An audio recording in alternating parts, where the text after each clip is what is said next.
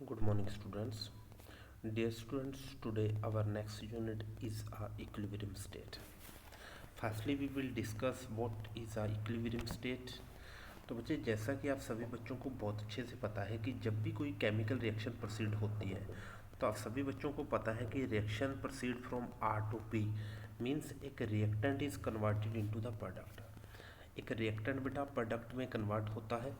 तो जब भी कोई आर से पी की तरफ जब भी हम स्टेप को मूव करते हैं, मतलब आर से जैसे ही आप पी की तरफ मूव कर रहे हो, तो इस स्टेप को बेटा मैं फॉरवर्ड स्टेप का नाम देने वाला हूँ। ओके।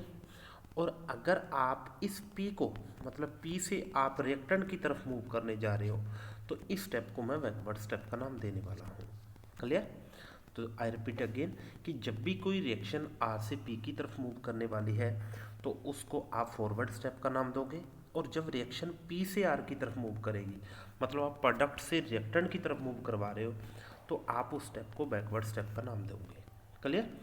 इसके बाद आप सभी बच्चों को बहुत अच्छे से क्लियर है, सभी रिएक्शंस, मतलब केमिस्ट्री के अंदर जो भी रिएक्शंस होती हैं उनकी अपनी अपनी एक अलग अलग स्पीड होती है, और वो speed it depend upon the temperature and nature of the reactant and product and condition के ऊपर भी बहुत हद तक डिपेंडेड करती है। मतलब उनकी जो स्पीड है वो अलग अलग रहती है। किसी भी केमिकल रिएक्शन की जो स्पीड होती है वो अलग अलग होती है।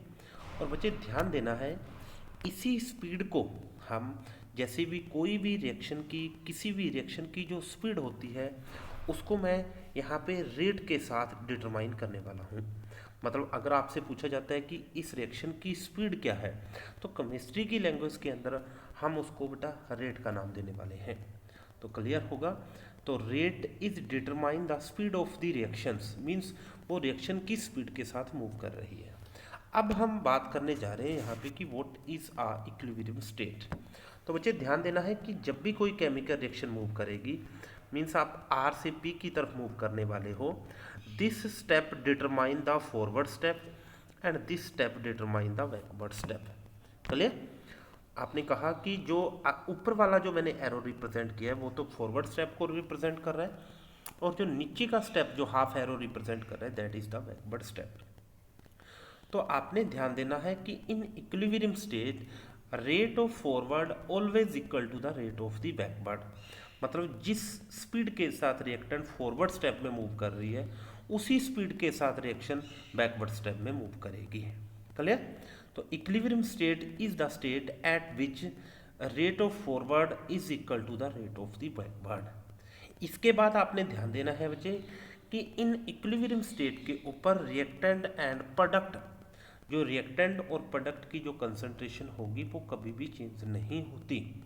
मींस जिस कंडीशन के ऊपर इक्विलिब्रियम सेटअप हो चुका है, मतलब अगर आप बोल सकते हो कि जो रिएक्टेंट की अमाउंट बन चुकी है और जो प्रोडक्ट की अमाउंट जो भी सेट हो चुकी है, उसके बाद इक्विलिब्रियम स्टेट को गेन करने के बाद रिएक्टेंट और एंड प्रोडक्ट अपनी कंसंट्रेशन को, अपनी अमाउंट को चेंज नहीं करेंगे। क्लियर? तो इक्विलिब्रियम की डेफिनेशन को आप बहुत अच्छे से डिफाइन कर सकते हो। At equilibrium is the state at which a rate of forward is always equal to the rate of backward. इसके साथ साथ आप बोल सकते हो एट इक्विलिब्रियम कंडीशन के ऊपर concentration of reactant and product does not change. Okay. अब बेटा यहाँ पे अब आप इस प्रॉपर डेफिनेशन को रीड आउट कर सकते हो। क्लियर? और equilibrium is always represented by the these two half arrow. ये टू हाफ एरो के द्वारा इक्विलिब्रियम को रिप्रेजेंट किया जाता है। क्लियर? अब हम बात करने वाले हैं यहाँ पे फिजिकल एंड केमिकल इक्विलिब्रियम की। तो बच्चे आज के इस लेक्चर के अंदर हम बात करेंगे फिजिकल इक्विलिब्रियम क्या होगा। तो जैसा कि आप सभी बच्चों को बहुत अच्छे से पता है कि there are two type of chemical reaction, one is the physical reaction and second is the chemical reactions. तो फिजिकल रिएक्शन के अंदर अगर हम बात करते हैं यहाँ पे सॉलिड लिक्विड इक्विलिब्रियम, मतलब जब आपका इक्विलिब्रियम सॉलिड स्टेट और लिक्विड स्टेट के बीच में सेटअप होता है तो अब आप उसको सॉलिड लिक्विड इक्विलिब्रियम का नाम दे सकते हो। For example where H2O is solid form and H2O is liquid form, कि जब आपका H2O सॉलिड से लिक्विड के बीच में सेटअप होगा, इक्विलिब्रियम सेटअप होगा, तब आप उसको फिजिकल सॉलिड लिक्विड इक्विलिब्रियम का नाम दे सकते हो। एट विच इस कंडीशन के ऊपर rate of forward is equal to rate of backward, and जितनी अमाउंट सॉलिड की होगी उतनी ही अमाउंट यहाँ पे, सॉरी, जहाँ पे जो सॉलिड और लिक्विड की अमाउंट जितनी भी सेटअप हो चुकी है उसके बाद वो चेंज नहीं होने वाली है। ऑन द सेम वे आप बोल सकते हो liquid and vapour equilibrium, liquid और वेपर इक्विलिब्रियम के अंदर बचा कि लिक्विड और वेपर्स के बीच में इक्विलिब्रियम सेटअप होगा। फॉर एग्जांपल आप वाटर का एग्जांपल ले सकते हो कि जब भी किसी वाटर को आप एक क्लोज कंटेनर के बीच में रखते हो तो वहाँ पे आप देखते हो कि उस गिवन लिक्विड से कुछ अमाउंट वेपर्स की बन जाएगी और उन वेपर्स और लिक्विड के बीच में एक इक्विलिब्रियम सेटअप हो जाएगा। ऑन दी सेम वे यहाँ पे आप सॉलिड वेपर इक्विलिब्रियम को भी रीड आउट कर सकते हो।